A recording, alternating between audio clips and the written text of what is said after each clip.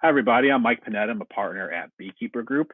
And today we're talking to one of our clients, Emily Taylor from Solve ME, about her recent experience moving their advocacy week to a virtual one. Thanks for joining us today, Emily. My pleasure. Thank you for having me.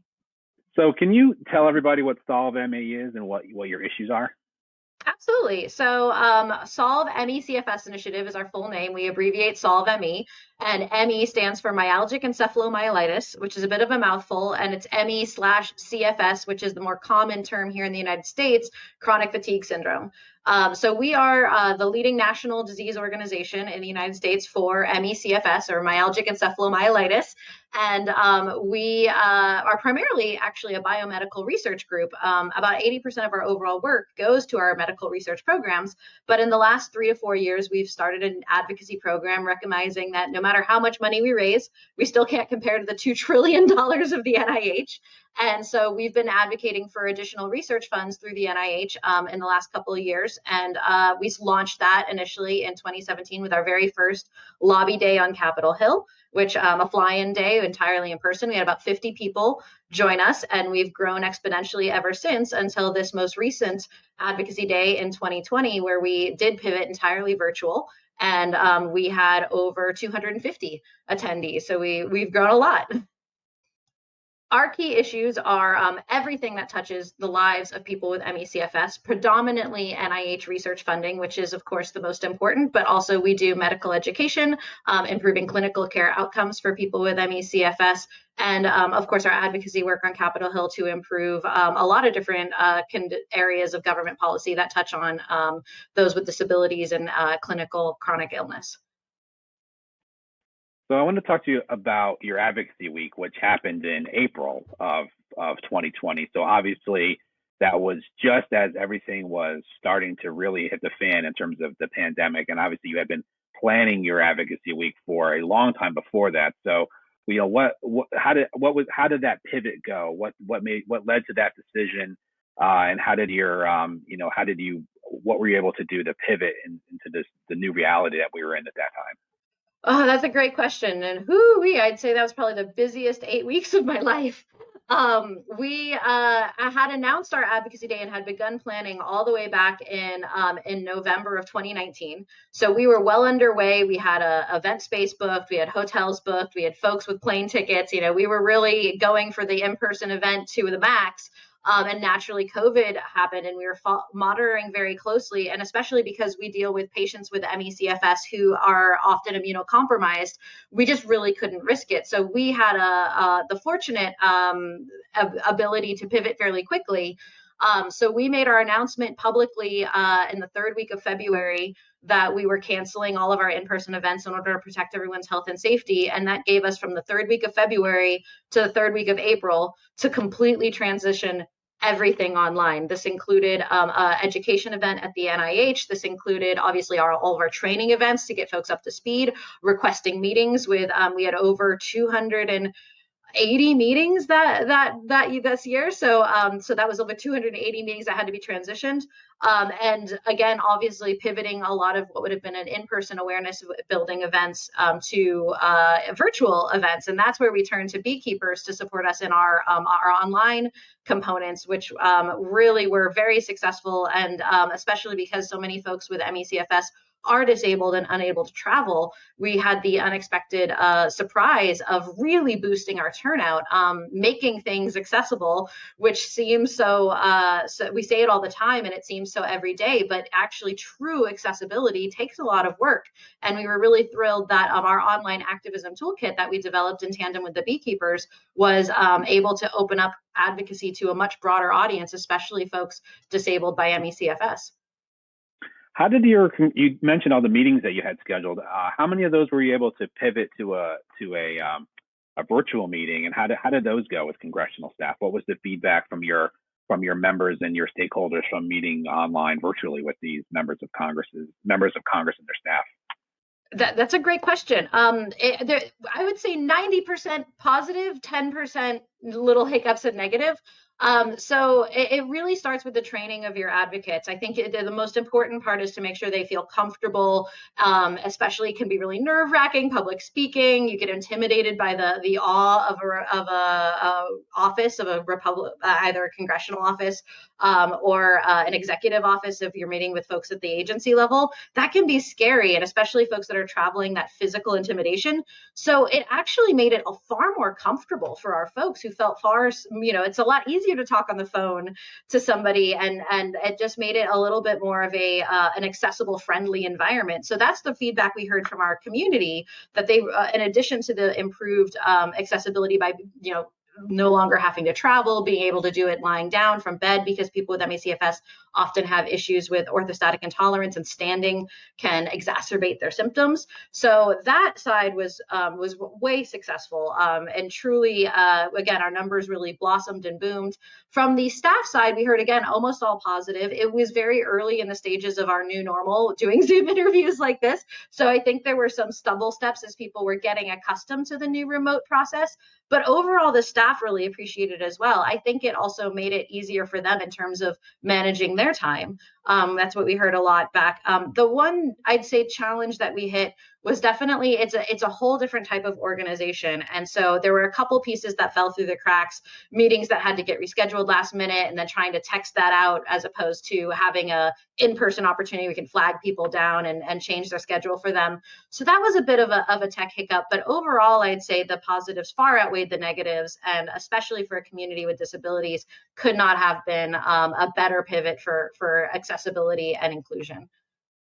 Can we talk a little bit about, we have so many people are during that time period, and even now are working from home, staying at home. How were you able to leverage that sort of captive audience in an online activism? Were there new things people could do? Was there social media activities? Was there actions they could take online? Absolutely. I loved our social media component. Again, that was developed in partnership with your team, and we really did a wonderful job. I think what made it two pieces that I really want to highlight in making the online activism component really exceptional is, first, I think when you're doing an in-person event, there's always a bit of a disconnect from those who are participating in person in DC, and then those who are still at home and not participating. And the online activism, because it was the same for everybody, it no longer was that divide of you're here or you're not here. And so that sort of brought everyone together, really unified our messaging, and then allowing people to tweet directly to the member of Congress, tweet thank yous following the meetings directly to Congress, even if they weren't able to participate in the meeting itself. That was exceptional. That access, again, facilitated by your amazing toolkit that you built for us, was really helpful.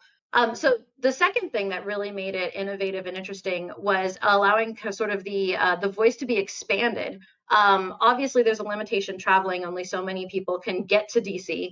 And also, there's so many people that can participate in a meeting. When you get over 5 folks with one staffer and you only have 20 minutes, not everybody gets maybe 4 minutes to speak. And the more numbers you add to that, the smaller that ratio becomes. So we made it a point to limit our meetings to only 4 participants to keep that ratio and that conversation fluid. But with the addition of social media, the other folks who were in that district but couldn't make it to that particular meeting could then participate sort of remotely via the social media activism.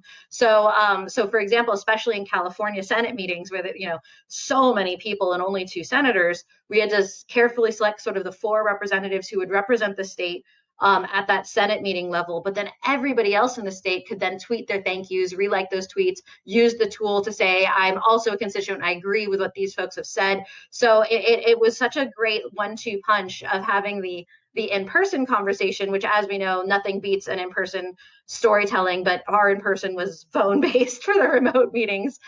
So having that in-person remote meeting with those highly prepared individuals, and then everybody else could sort of support that via social media toolkits. And it's all, again, the unified messaging was critical, and that was incredibly helpful to our success. Yeah, that's great. So there's a lot of groups out there right now that are having their fall meetings coming up, and they're in the same boat you were back in February, where it's canceled and now they're pivoting. Well, is there any sort of, as someone who's a veteran of this now, as someone who's already migrated from a planned in-person event to a virtual event on Capitol Hill.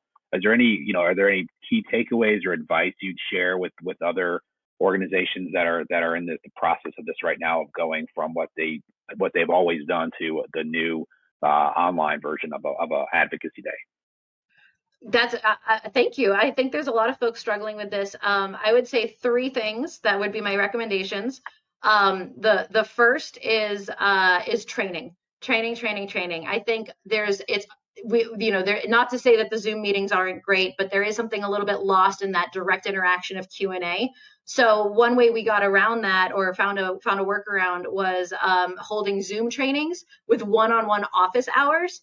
So that folks had that opportunity for that Q&A, that direct connection with staff who are organizing, like, how can I apply this message specifically to me or my state? So don't skimp on the training. So my first recommendation is take the extra time to plan out virtual trainings in abundance, and make sure you have time. Those office hours were a great opportunity to have those one-on-one interactions with folks who are still a little uncomfortable. So I'd say that would be my first recommendation, is recognizing that in-person training loses a bit when it goes virtual, and just put in the extra time for training. The second piece I'd recommend is, again, I sort of mentioned we had a little bit of hiccups with our logistics. Logistics is key. Spreadsheets sometimes don't just cut it in terms of organizing. We had 250 meetings, and that's a lot. We used a specific organizing firm that is called Prime Advocacy. Highly recommend them. They did a great job and sort of have a built-in system that's also mobile friendly. So we were able to transition that mobile tool to a virtual tool on people's cell phones. Cannot recommend that. Invest in your logistics. It's really pays off. And the third piece I'd say is social media. Again, what the beekeepers built for us in terms of our mobile toolkit and the social media integration was key. I think it's really worth investing in those three things as you piece together your meetings. And the last thing I know I said three, but now I'm going to say four, is take advantage of the visual media that you can do by video as opposed to in person. It's a little bit more of a challenge, and I think more people are doing this now when you do your in-person meetings, to bring an iPad and show a video. And then you bring those thick packets with all of that information, you dump it on the staffers. What we did is we boiled it all down to 2 one-page PDFs, which we emailed in advance. And then everything we did is 2 educational videos that were 3 minutes and 5 minutes each following the event. So again, take advantage of the fact that if you're not in person, you can use these digital mediums, which you replace your paper packets or your iPad presentation video, and can be really innovative and engaging for staffers. I think that's just keeping your message relevant in the absence of that in-person connection, taking advantage of fun things like social media, video messaging, condensing your materials, all really good for folks who are going digital. And my last question is, how's the feedback been from your community, from the lobby day? Are they looking to do this again next year? Even if we can be back in person, what do you think their thoughts are from after this event? Oh, everyone loved it. Again, especially dealing with a community that is often disabled and struggles with accessibility, going remote. Everyone's like, why didn't we do this 5 years ago? So overwhelmingly positive from the community, definitely. And I will say that from our advocacy success, we had a piece of legislation introduced. We had a Senate leadership action. We've also had a Senate resolution introduced and a House resolution introduced, and all of this happened following our advocacy day. So if I'm just doing a milestone based on pure results, we've never had more success than we did with our virtual event in terms of our actual legislative and policy outcomes. And then, of course, again, feedback from the community and our follow-up surveys was overwhelmingly positive. We actually did ask in our follow-up surveys, do you think we should do only remote, only in person, or do both? And the majority of folks felt that there is that in-person piece, that you still need that personal connection. So most of our folks, about 40%, said they encouraged us to do both in the future. And then another overwhelming majority, about 30%, said they expected us to do remote exclusively from now on. And so I think we'll probably still be trying to work again with safety precautions of COVID as possible to do a hybrid system, but I don't think we'll ever go forward without a remote component again. Yeah, I think you're right. I think a lot of the groups that I've been talking to have realized there's a lot of value in the virtual advocacy day, and I think going forward we're going to see a hybrid model from a lot of organizations because it just expands the number of people and it expands the voices and the number of people who can participate. Well, Emily, thanks again for talking with me today. It's always a pleasure to work with you. We're still amazed at how quickly you're able to pivot from where you were with a planned in-person event to getting the successful one of the first ones that we've worked with anyway, the virtual Hill Day up and running. So thanks for your time today. And lastly, just let us know if people want to find out more about Solve ME, where can they find you online? Absolutely. We are www.solveme.org.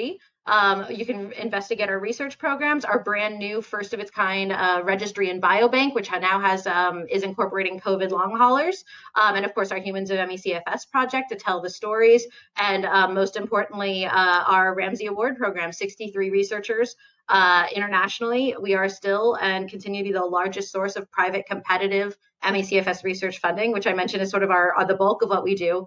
But we leveraged a lot to do our advocacy work with a little. And if you think that you or a loved one might be suffering with ME/CFS as a result of COVID or as a result of another viral infection, which is common onset, reach out. We have a lot of materials to help you navigate that health journey.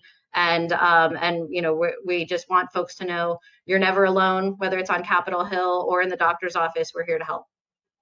That's great. Thank you so much for your time again today, and we look forward to working with you again soon. Absolutely. Thanks, Mike. Okay. Your team is great. Bye.